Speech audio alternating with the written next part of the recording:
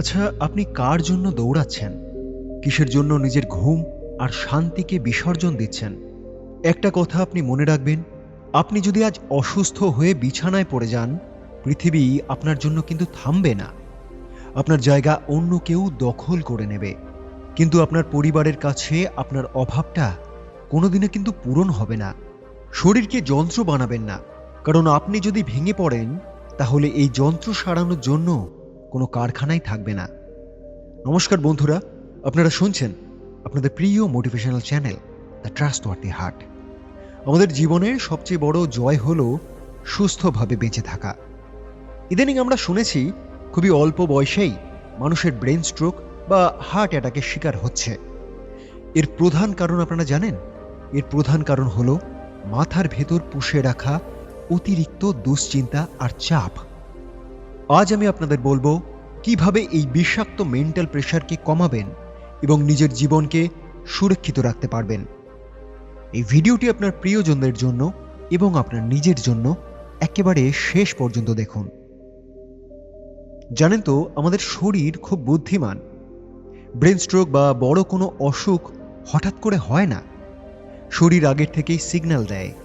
যখন আপনার মাথা প্রায় ভার হয়ে থাকে, যখন আপনার ঘুম আসে না, যখন ছোটখাটো বিষয়ে আপনি খুব বেশি রেগে যাচ্ছেন বা অস্থির হয়ে পড়ছেন, বুঝবেন আপনি আপনার ব্রেন বিপদের সংকেত দিচ্ছে। আমরা এই সংকেতগুলোকে একেবারে অবহেলা করি, ভাবি ঠিক হয়ে যাবে। কিন্তু বন্ধু, এই অতিরিক্ত চাপ আপনার রক্তনালীগুলোকে সংকুচিত করে দিচ্ছে ধীরে ধীরে, যা যে কোনো মুহূর্তেই বড় বিপদ ঘটাতে পারে। নিজেকে আপনি প্রশ্ন করুন যে ক্যারিয়ার বা যে টাকার জন্য আপনি লড়ছেন, সেটা কি আপনার প্রাণের চেয়েও বেশি দামি? একবার প্রশ্ন করে দেখুন, দেখবেন সব উত্তর নিজে থেকেই পেয়ে যাবেন। আমরা কেন বেশি চাপ নেই? কারণ আমরা মনে করি এই দুনিয়ার সব দায়িত্ব আমাদেরই। অন্যের মতামতের গুরুত্ব দিতে গিয়ে, সবার কাছে ভালো হতে গিয়ে আমরা নিজেদের উপর পাহাড় সমান চাপ চাপিয়ে দিই। বন্ধু, আপনি ভগবান নন। আপনি একসাথে সব সমস্যার সমাধান করতে কখনোই পারবেন না। কিছু বিষয় আপনি সময়ের ওপর ছেড়ে দিতে শিখুন। সব কাজ নিখুঁত হয়ে যাবে দেখবেন।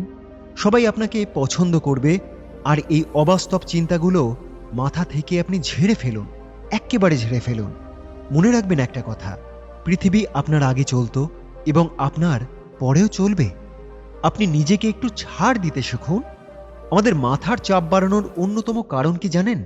অন্যতম কারণ হলো আমাদের হাতের এই স্মার্টফোনটা।